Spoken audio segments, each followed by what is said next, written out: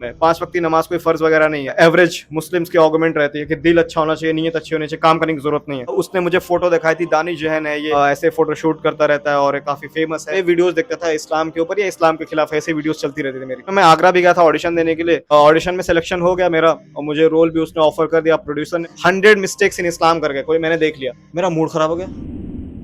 Assalamualaikum guys, this is Akhir Nadeem. You're watching me on channel and Khan. I'm back again with a brand new video.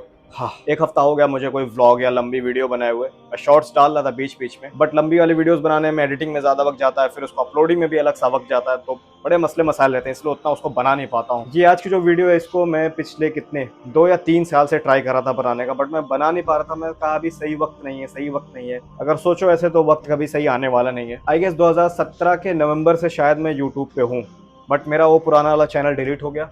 उसके बाद फिर जब मैंने 2018 या 2019 मार्च या मई में ये दूसरा वाला चैनल बनाया, उसके बाद से फिर लेके जब मेरा ट्रांजिशनल फेस आया, जब मैं सुधरा, थोड़ा इस्लाम की तरफ आया, उसके बाद से जो सबसे ज्यादा पूछे जाने वाला सवाल है, भाई आप शुरू से इस्लाम पर थे या फिर आपके साथ कोई पर्टिकुलर इंसिडेंट हुआ उसके बाद से ऐसा हुआ? कौन था वो जो आपको इंस्पायर किया, या फिर कौन सी ऐसी चीज थी जिसकी वजह से आप इस्लाम की तरफ आ गए, क्यों आए, क्या फलाना ढिमकाना, ऐसे अलग अलग तरीके के सवाल। मैंने उनको कभी ऐसे फुल फ्लेज्ड तरीके से आंसर नहीं किया, मगर इधर उधर थोड़ा बहुत इधर उधर करके आंसर कर दिया। मैं सोचा अभी उस पर फुल फ्लेज्ड वीडियो बनाते हैं। तो ये वीडियो जो है थोड़ी नरेशन टाइप की वीडियो हो सकती है, तो जो मेरे को जो बहुत ही दिली महबूब समझते हैं, अपने दिल के करीब समझते हैं, वही इसको बर्दाश्त कर पाएंगे, सुन पाएंगे। जो ये मेरा ट्रांजिशनल फेज स्टार्ट हुआ है ना, 2019 स्टार्ट हो जाता है, तब ये स्टार्ट हुआ है। 2018 में मेरा एमयू में एडमिशन हुआ। बहुत लोगों को लगता है मैं अलीगढ़ गया तो वहां पे चेंज हुआ, अलीगढ़ की तहजीब वगैरह देख के चेंज हो गया। ऐसा कुछ नहीं है। ऐसा नहीं कि आप अलीगढ़ में जाओगे तो आपके अंदर वहाँ की हवा से जो है आपके अंदर दीनदारी घुस जाएगी, ऐसा कुछ नहीं है। अब मैं आपको डेट बताता हूँ जब से स्टार्ट होता, ठीक है। अपना जो मैं 11-12 यहीं अपने गांव के कॉलेज से किया, उसके बाद जो है मैंने बैचलर्स अपना जो है वो एमयू से किया। तो बैचलर्स में जो मेरा एडमिशन हुआ था वो हुआ था अगस्त में या सितंबर में। मेरे पास के कोई रिकॉर्ड्स नहीं है। मेरी सबसे पहली जो फोटो है मेरे पास अलीगढ़ जाने के बाद 16 दिसंबर 2018 की, उसमें मैं ऐसा दिखता था। उस वक्त जो है मुझे एक्टर बनना था। मैंने बालाजी टेल फिल्म्स में जाके ऑडिशन भी दिया हुआ था एक्टिंग क्लासेस के लिए। मेरा उसमें सिलेक्शन भी हो गया था, मेरे पास उसका सिलेक्शन लेटर भी है। एक्टिंग को सुधारने के लिए मैंने अपना यूट्यूब चैनल स्टार्ट किया था कि मैं और मेरे दोस्तों के साथ मिलकर यहाँ पे कुछ एक्टिंग वगैरह से रिलेटेड काम करता रहूँगा, वीडियोस बनाऊंगा। इससे मेरी स्किल्स जो है भी शार्प होते रहेंगी और थोड़ी थोड़ी जो है मुझे रीच मिलती रहेगी, लोग मुझे जाने लगेंगे। तो इसी वजह से मैंने अपना यूट्यूब चैनल बनाया था, पुराना वाला। मेरे पास पुरानी वीडियोस हैं कुछ, बट वो मेमोरी कार्ड में, और आईफोन में मेमोरी कार्ड लगता नहीं तो मैं दिखा नहीं सकता, एंड्रॉइड फोन है नहीं कोई मेरे पास। जो मेरा इंटरेस्ट था वो एक्टिंग में था ही, तो मुझे अब थिएटर ढूंढना था। इससे पहले मैंने डून बिजनेस स्कूल में एडमिशन लिया हुआ था और हो भी गया था मेरा एडमिशन। मैंने सीट भी वहाँ पे बुक कर ली थी। उसी के पहले मेरा एमयू का एंट्रेंस जो है क्वालिफाई हो गया, वहां पे जाना पड़ा। अम्मी ने बोला कि वहीं पे चले जाओ, तो मैं कहा ठीक है। अदरवाइज डीबीएस देहरादून में मैं बीए इन मास कम्युनिकेशन के लिए एडमिशन लेने ही वाला था, बट जब मैं एमयू चला गया तो वो तो खत्म हो गया। तो जब एमयू गया तो मैंने बीए इन लिंग्विस्टिक्स में एडमिशन लिया। शुरू में मुझे इंग्लिश लिटरेचर नहीं मिला था, बाद में मैंने अपग्रेड करवाया अच्छे मार्क्स वगैरह लाके, तब मुझे सेकंड ईयर में इंग्लिश लिटरेचर मिला। अदरवाइज मैं लिंग्विस्टिक्स वाला था। मुझे मेरी अप्पी ने फिर बाद में बताया कि यहाँ पे जो है थिएटर कर सकते हो तुम, यहाँ पे ड्रामा क्लब एमयू का खुद का थिएटर ग्रुप है। मुझे बड़ी खुशी हुई, तो मैं चेक करा था वहाँ पे कब आएंगे फॉर्म्स वगैरह, तो मैं उसको फॉर्म फिल करूंगा, हम भी एनरोल करेंगे, उसके बाद फिर जाके हम भी थिएटर वगैरह ज्वाइन करेंगे। 3 या 4 महीने बाद फॉर्म्स आते हैं, मैं फिल करता हूँ, जाके ऑडिशन देता हूँ। और ऐन खान, इस टाइम ऐन खान वाली बात है कि मेरा सिलेक्शन हो जाता है और मैं टॉप पर रहता हूँ वहाँ पे और फर्स्ट लिस्ट आती है उसमें भी टॉप पर मैं रहता हूँ, सेकंड लिस्ट आती है उसमें भी मैं टॉप पर रहता हूँ। और उसी वक्त मेरा दोस्त बना था अदनान खुर्रम, मेरे ही बैच का है, जो अभी मेरे वीडियोस में दिखता है।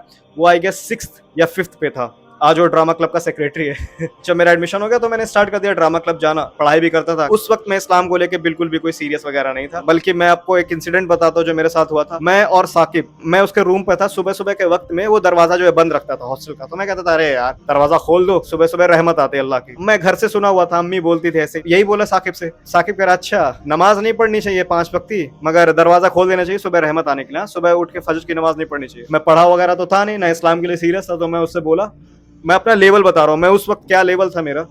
तो मैं उससे बोलता हूँ ऐसा कुछ नहीं है, जरूरी नहीं नमाज पढ़ना इस्लाम में, 5 वक्त की नमाज कोई फर्ज वगैरह नहीं है, आप पढ़ लो नहीं पढ़ लो कोई बात नहीं है, बस आपकी नीयत जो अच्छी होनी चाहिए, अच्छे काम करने चाहिए। वही जो आजकल एवरेज मुस्लिम्स की आर्गुमेंट रहती है कि दिल अच्छा होना चाहिए, नीयत अच्छी होनी चाहिए, काम करने की जरूरत नहीं है। Islam is based on intentions as well as actions, दोनों साथ में रहेंगे तभी आप असली मुसलमान हो, अदरवाइज हिपोक्रेट की कैटेगरी में आ जाओगे, सिर्फ बोलने वाले हो करने वाले नहीं हो। तो इंटेंशंस के साथ साथ एक्शन भी जरूरी है, तब जाके प्रॉपर अल्लाह ताला की ओबीडियंस होगी। तो मैं इसी पे डिबेट कर रहा था, तो सोचिए आप मेरा लेवल क्या होगा, मैं इस्लाम को कितना समझता था उस वक्त तक। फिर एक भाई थे वो बोले कलमा पढ़ो, इससे तुम कुफ्र पर पहुंच गए। मतलब फराइज को अगर आप इनकार कर देते हो अपने मुंह से, तो आप कुफ्र कर दिए, तो उसके लिए फिर से कलमा पढ़ना पड़ता है। फिर धीरे धीरे और चीजें चेंज होते गई और चलता रहा, मेरा क्लब भी चल रहा था, मेरे दोस्त बनते गए। मैं ऐसा तो नहीं बोलूंगा कि वहाँ का मैं फन्ने खान था, बट मेरी अच्छी खासी पहचान थी। बिकॉज ऑफ माई वर्क लोग मेरी इज्जत करते थे, तो सब बढ़िया था। बट क्लब का एक रूल था, जो मैंने एक drama club why I left amuse drama club के ऊपर मैंने जो वीडियो बनाई थी, उसमें मैंने बताया था मैंने क्लब क्यों छोड़ा। वो आप देख सकते हैं जाके, क्यों मैंने क्लब छोड़ा।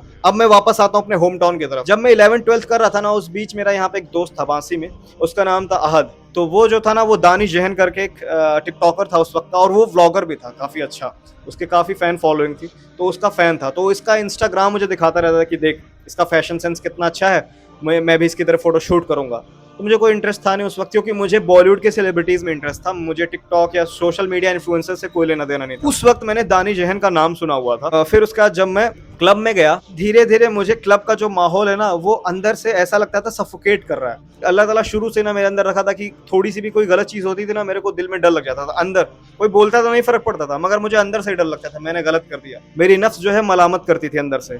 इसको बोलते हैं ना नफ्स लव्वामा का कॉन्सेप्ट इस्लाम में, कि हमारी नफ्स जो है मलामत करते हैं, हमको बुराई से रोकती है। अच्छा था, सब बढ़िया चल रहा था, मैं क्लब में काम भी कर रहा था, बट डिप्रेस भी रहता था। साथ में मुझे फ्यूचर की भी टेंशन रहती थी कि पता नहीं एक्टिंग में क्या होगा मेरा। मुझे नेशनल स्कूल ऑफ ड्रामा भी जाने का मेरा शौक था, पता नहीं क्या क्या अलग अलग शौक थे उस वक्त। हाँ, उसी बीच में मैं आगरा भी गया था ऑडिशन देने के लिए। ऑडिशन में सिलेक्शन हो गया मेरा, और मुझे रोल भी उसने ऑफर कर दिया प्रोड्यूसर ने, बट वो मुझसे पैसे मांग रहा था, पैसे थे नहीं मेरे पास।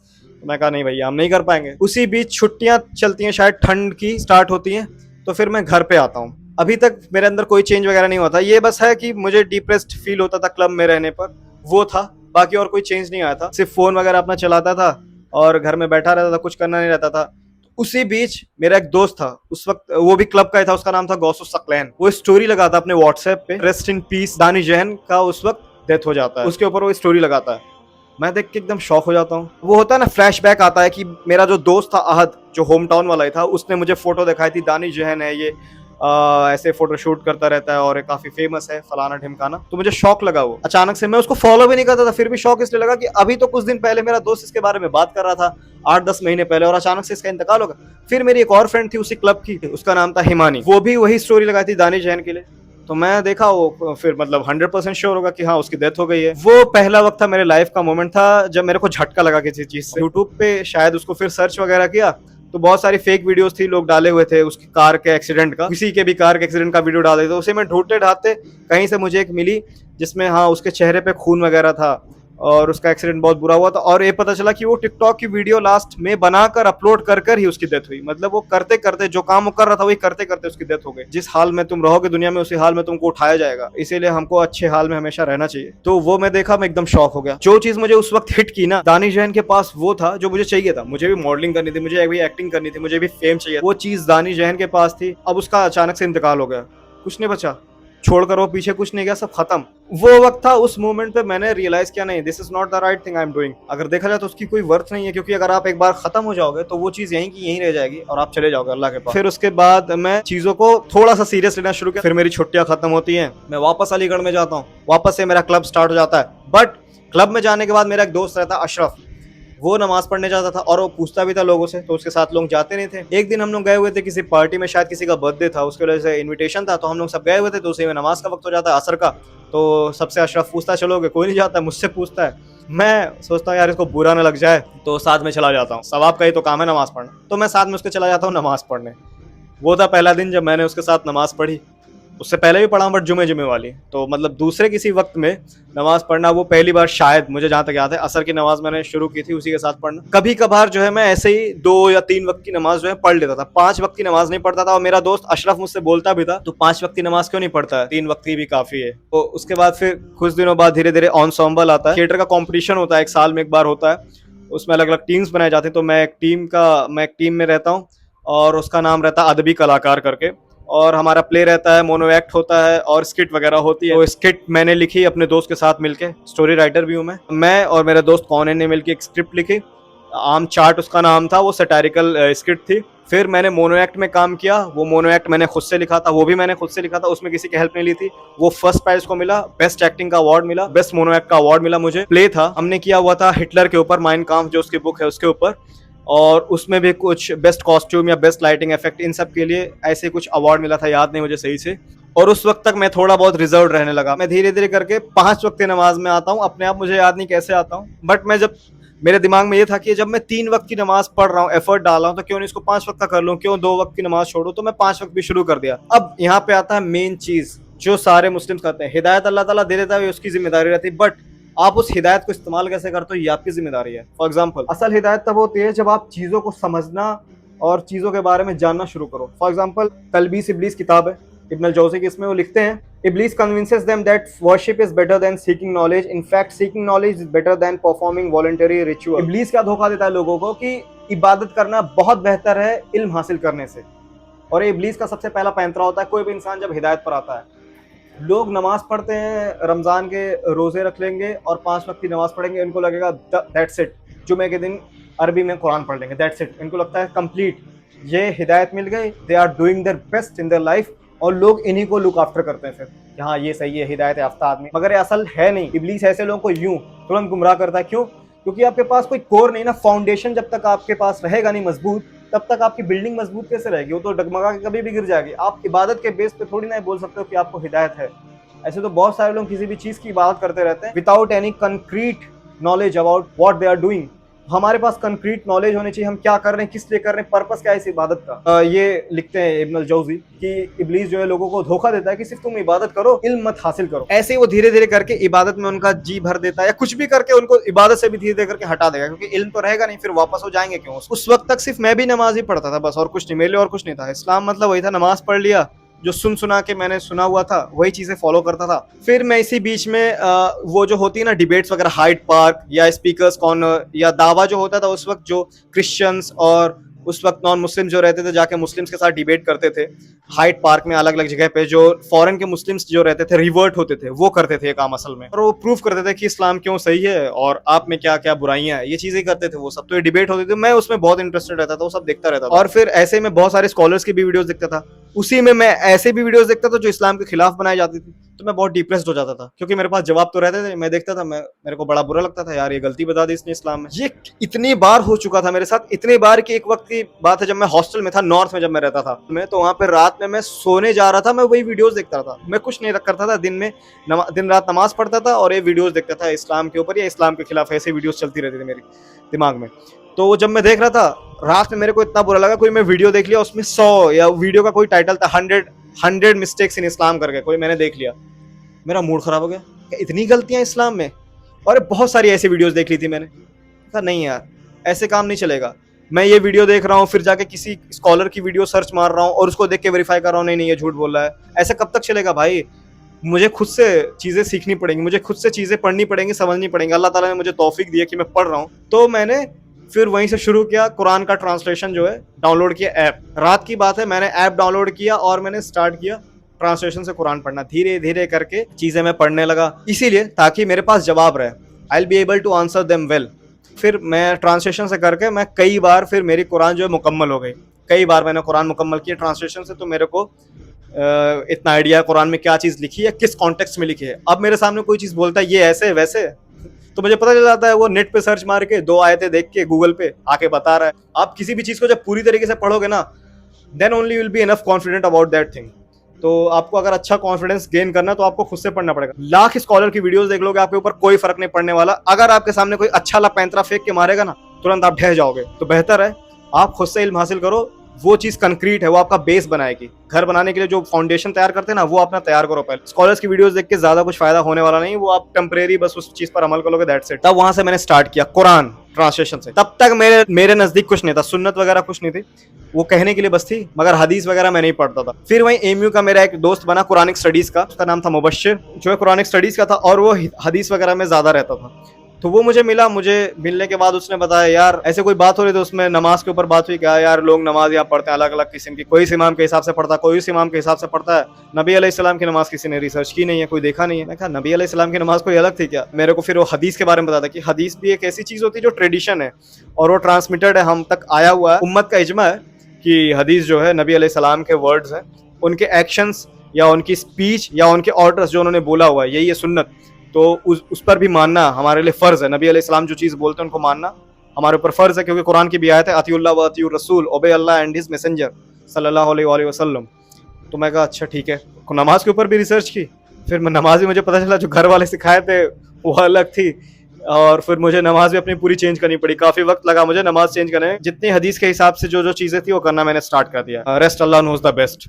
अच्छा, जब मैं हदीस पढ़ना स्टार्ट किया मेरे को रियलाइज हुआ that's the thing I was made for. वो जो मैंने उस वक्त पढ़ाई की और अभी तक मैं पढ़ता रहता हूँ, अल्हम्दुलिल्लाह उसी का फल है जिसकी वजह से मैं अलग अलग आज वीडियोस बना सकता हूँ। और एटलीस्ट इतना मेरे को बेसिक नॉलेज है कि क्या चीज गलत है क्या चीज सही है, कौन से आलिम जो है उलमाए सू हैं, कौन से आलिम जो है उलमाए हक हैं, ये फिरके परस्ती क्या है इस्लाम में, इसकी क्या सीरियसनेस है, किसको सुनना चाहिए किसको नहीं सुनना चाहिए, ये सब पता चल गया। क्योंकि अल्लाह ताला बेहतर हिदायत देने वाला है किसी स्कॉलर से, किसी किसी इंसान से। वो बेहतर हिदायत देता है हर चीज से। तो अल्लाह की किताब पढ़ के मेरे को समझ में आ गया क्रिस्टल क्लियर अल्लाह ताला हमसे चाहता क्या है। यहाँ से मेरी जर्नी स्टार्ट हो गई और वही है। फिर उसके बाद से मैं धीरे धीरे जो है कुरान तो मेरा कई बार मुकम्मल हो गया। फिर मैंने बुखारी, मुस्लिम, तिरमिजी, नसाई, इब्न माजा, अबू दाऊद और मुस्नद इमाम अहमद की 3 जिल्द ट्रांसलेशन में सब मैंने डाउनलोड की। कुरानिक सेंटर जो है एमयू का, वहाँ पे बहुत बड़ी लाइब्रेरी है। वहाँ पे सारी हदीस की बुक्स हैं जो मेरे पास पीडीएफ में सेम वही बुक्स वो रैक में पड़ी रहती थी। मैं कई बार गया हूँ चेक करने के लिए भी कि हाँ ये सही है ना, मतलब जो रेफरेंसेस इसमें दिए वो उसमें भी सेम टू सेम वही है। मैंने वेरीफाई किया तो मैंने मेरे पास पड़ा हुआ है, मैं अपने फ़ोन में रखा हुआ हूँ। आपको अगर दिखाऊँ, इसमें मेरे पास अलग अलग फोल्डर्स है। बुखारी, मुस्लिम, तिरमिजी, नसाई, इब्न माजा, अबू दाऊद, सही बुखारी की पूरी 9 जिल्द हैं इसमें। तो इसमें से मैंने काफ़ी हद तक कई सारी चीज़ें पढ़ी, नोट्स बनाई, और जो जो मुझे उस वक्त नॉन मुस्लिम जो क्वेश्चंस रेस करते थे इस्लाम के खिलाफ, वो चीज़ों के मैंने आंसर्स ढूंढे। वो सब जब पढ़ने लगा बहुत सारे आंसर्स मिल गए। जो ढूंढता था उसके अलावा भी बहुत सारी चीज़ें मिल गई मुझे अल्हम्दुलिल्लाह। वो सब मैं नोट करके रख लेता था, आज वो मेरे काम आती हैं। वो जो दानिश जैन की जो डेथ थी वो मेरे लिए एक तरीके से एक ऐसा चेंजिंग पॉइंट बना कि फिर मैं इस्लाम के लिए सीरियस हो गया। दानिश जहन नहीं बना, दानिश जहन की डेथ बनी। तो मेरे को भी वो याद आ गई कि कुल्लू नफ्सिन ज़ाइक़तुल मौत, हर इंसान को जो है मौत का मज़ा चखना है। तो वहाँ से मेरे को रियलाइज़ हुआ कि no, I need to be very much serious about faith. Faith is the only purpose of our survival. और ऐसा नहीं मैं स्कॉलर्स को नहीं सुनता हूँ, पढ़ता हूँ और स्कॉलर से वेरीफाई करता हूँ, बट मैं किसी भी स्कॉलर को ब्लाइंडली नहीं फॉलो करता हूँ। जो स्कॉलर बोलता है उसको आके अगर वो रेफरेंस देता है उसको आके चेक करता हूँ, क्रॉस वेरीफाई करता हूँ। और कुरान की भी कोई चीज़ समझ नहीं आती उसकी तफसीर जाके पढ़ता हूँ। मेरे पास तफसीर इब्न कसीर भी है, जब कहीं मेरे को डाउट होता है तफसीर इब्न कसीर पढ़ता हूँ। और भी तफसीर की बुक्स हैं, बहुत तरीके से वेरीफाई करता हूँ। तो मेरे को कोई ये ना समझे कि बस कहीं से एक सुन लिया, गूगल पे सर्च मार के आयत देख ली, बस वहाँ से इस्लाम प्रैक्टिस करने लगा ना। इस तरीके से आप कभी इस्लाम पर ढंग से प्रैक्टिस नहीं कर पाओगे। आपको शैतान कभी भी जो है चकमा दे देगा। बार बार आपको रिमाइंडर की जरूरत भी पड़ेगी इसमें। ये नहीं कि एक बार आपने इल्म हासिल कर लिया दैट्स इट। कई सारे लोग गुमराह हो गए इल्म हासिल करने के बाद भी। क्यों? सबसे पहले तो तकब्बुर के शिकार हुए कि हमारे पास इल्म है। वो अपने अंदर कभी मत रखना। आप भी खुद से चीज़ों को पढ़ो ताकि जब सामने वाला कुछ बोले आप उसको वेरीफाई कर सको। दर दर पे जाकर आपको ठोकरें नहीं खानी पड़ेंगी। शेख मौलाना साहब ये बता दीजिए सही या नहीं है। ये उम्मत का जो बुरा हाल हुआ ना इसी वजह से हुआ है क्योंकि हम लोग खुद से नहीं पढ़ते, जाके सब चौखटे खटखटाते रहते दूसरों की, और वो जो मन में आता है जिस जिस फिरके से वो ताल्लुक रखता है उसके हिसाब से आपको जवाब देता है और आपको वो मानना पड़ता है। क्यों? क्योंकि आपको लगता है हम कम पढ़े हुए हैं, ये तो हमसे ज़्यादा ही पढ़ा लिखा है। वही बनी इसराइल के जो उलमा थे जैसे पट्टी पढ़ाते थे अपनी पब्लिक को कि वो आयतें जो है अपने हिसाब से बताते थे लोगों को। अल्लाह ताला ने उन्हीं की पकड़ की है कि तुमने जो है मेरी आयतों को चंद पैसों के लिए बेच दिया। वही चीज़ आज के स्कॉलर्स भी करते हैं। सबकी नहीं मैं बात कर रहा हूँ, उलमा सू, और ये हक बात बोला, मुझे इस बात का कोई डर नहीं है। आपको भी पता आपके मोहल्ले के मौलवियों ने क्या बेड़ा कर किया है और बड़े बड़े लेवल के मौलवियों ने क्या बेड़ा कर किया, और उलमाए हक कितने चंद हैं और उलमाए सू भरे पड़े हैं। ये तो वही बात हो गई कि मैं जाके एडमिशन ले लिया, डिग्री हासिल कर ली 3 साल की, और मैं आके बाहर सबको बोल रहा अरे मैंने बैचलर्स किया है, मेरे पास बहुत इल्म है। बट किसी को क्या पता मैंने किस तरीके से पढ़ाई की। मैं उस कोर्स को सीरियस भी लिया या आखिरी वक्त में बस जाके एग्जाम देकर पास कर लिया, दैट्स इट। तो मैं जब उस चीज़ के लिए सीरियस ही नहीं तो मेरे पास असल में इल्म कहाँ से रहेगा, तो मैं आलिम कहाँ से कहलाऊंगा। तो वही चीज़ है आज भी बहुत सारे स्कॉलर्स जो हैं मदरसे में जाते हैं, डिग्री ले लेते हैं, दैट्स इट, और आके फतवा देते रहते हैं। वो उस मदरसे के सिलेबस के हिसाब से पढ़ते हैं, तो उनका काम ही उनको इस तरीके से पढ़ाया जाता है कि जब बाहर तुम निकलोगे इस हिसाब से फतवा दे दोगे, दैट्स इट। बाकी अल्लाह ताला मेरी बुराइयों को माफ़ करे और मुझसे जो कमियां हुई हैं उसके लिए मुझे माफ़ करे और अच्छा बेहतर बनाए। That's it for today guys, मिलते हैं नए व्लॉग में, और हम निकलेंगे घूमने वगैरह, बहुत दिन हो गया घर में रह रहे हैं। That's it for today guys, मिलते हैं नए व्लॉग में। टिल देन टेक केयर, अस्सलाम वालेकुम।